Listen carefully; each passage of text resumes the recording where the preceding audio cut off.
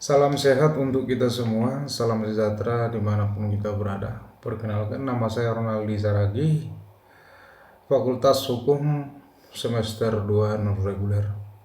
Saya akan mereview ulang pertemuan ke-10 Hukum Pidana yang didoseni oleh Profesor Dr. Heni Nureni, SHMH, dan diasisteni oleh Dr. M. Rendi Aryayandi, SHMH, tentang kesalahan dan pertanggungjawaban pidana. Lanjutan pertemuan ke-8. Teori apa boleh buat atau inkaufnement teori. Dalam teori ini, keadaan batin si pelaku terhadap perbuatannya adalah sebagai berikut. Akibat itu sebenarnya tidak dikehendaki, bahkan pelaku benci atau takut akan kemungkinan timbulnya akibat tersebut. Contohnya pemerkosaan. Seorang gadis diperkosa, tahu-taunya si gadis ini memiliki kemampuan atau kelebihan, dia melawan si pelaku dan sampai babak belur dan meninggal. Inilah yang disebut dengan teori apa boleh buat. Dan yang kedua, akan tetapi meskipun demikian ia menghendakinya, namun apabila keadaan akibat timbulnya apa boleh buat hak itu diterimanya juga. Ini berarti pelaku berani memikul risiko. Sifat kesengajaan. Kesengajaan berwarna atau dalam bahasa Belanda dolus malus. Kesengajaan berwarna sengaja melakukan perbuatan dolus malus, berarti sengaja untuk berbuat jahat.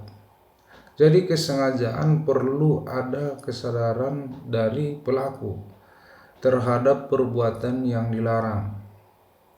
Dengan kata lain, kesengajaan berarti kesadaran dari si pelaku terhadap perbuatan yang melawan hukum. Atas sadar itu, kesadaran menjadi syarat untuk dapat dipidananya pelaku. Ajaran ini sudah tidak dianut lagi karena memberikan beban yang berat kepada penuntut umum dan terutama hakim.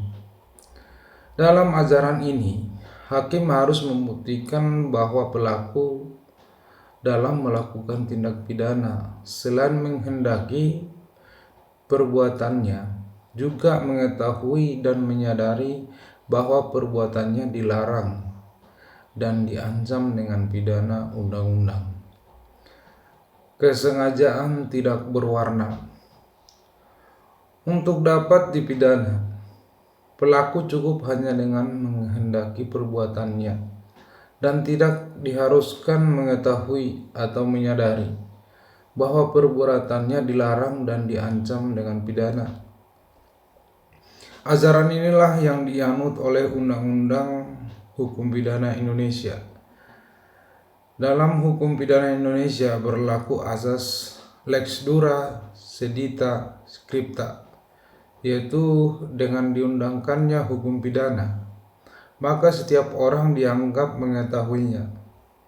Oleh karena itu, peraturan yang berlaku dan diundangkan mengikat setiap orang yang menaatinya. Kekeliruan atau kesesatan atau salah kira, dalam bahasa Belandanya dwaling, disebut juga tidak sengaja, dan keadaan batin seperti ini dinamakan juga kesesatan atau kekeliruan salah kira. Kesesatan dapat dibedakan. 1. Kesesatan peristiwa, yang kedua kesesatan hukum, yang ketiga kesesatan atau kekeliruan orang, yang keempat kekeliruan objek, yang kelima penyimpangan sasaran, yang keenam delik putatif. Kealpaan atau culpa merupakan kebalikan dari kesengajaan atau dapat juga disebut kurang hati-hati, yang terdiri dari kealpaan disadari atau dalam bahasa Belanda bewust schuld, dan kealpaan tidak disadari atau dalam bahasa Belanda onbewust schuld. Unsur-unsur kealpaan: pelaku dapat menduga terjadinya akibat perbuatan. Dalam hal ini ada hubungan batin dari pelaku dengan akibat yang timbul dari perbuatannya, sehingga pelaku dapat menduga, tetapi pelaku kurang hati-hati. Yang kedua, pelaku kurang hati-hati. Bentuk-bentuk kealpaan. Bentuk-bentuk kealpaan ada yang yaitu kealpaan berat, kealpaan ringan, kealpaan disadari. Pelaku dapat membayangkan atau memperkirakan kemungkinan timbulnya akibat dari perbuatannya. Yang keempat, pelaku tidak dapat membayangkan akibat yang mungkin timbul dari perbuatannya atau yang dilakukannya. Kemampuan bertanggung jawab, yaitu keadaan batin atau jiwa seseorang yang sehat dan normal ketika melakukan tindak pidana. Cara menentukan kemampuan bertanggung jawab: sistem deskriptif atau menyatakan. Yang kedua, sistem normatif atau menilai. Sistem deskriptif normatif adalah gabungan dari deskriptif dan normatif. KUHP Indonesia menganut sistem yang ketiga, yaitu deskriptif normatif, dengan alasan deskriptif artinya keadaan jiwa pelaku digambarkan oleh psikiater, dan normatif artinya hakimlah yang menilai dan menyimpulkan perbuatan tersebut mampu atau tidak mampu, yang didasarkan pada hasil pemeriksaan di pengadilan.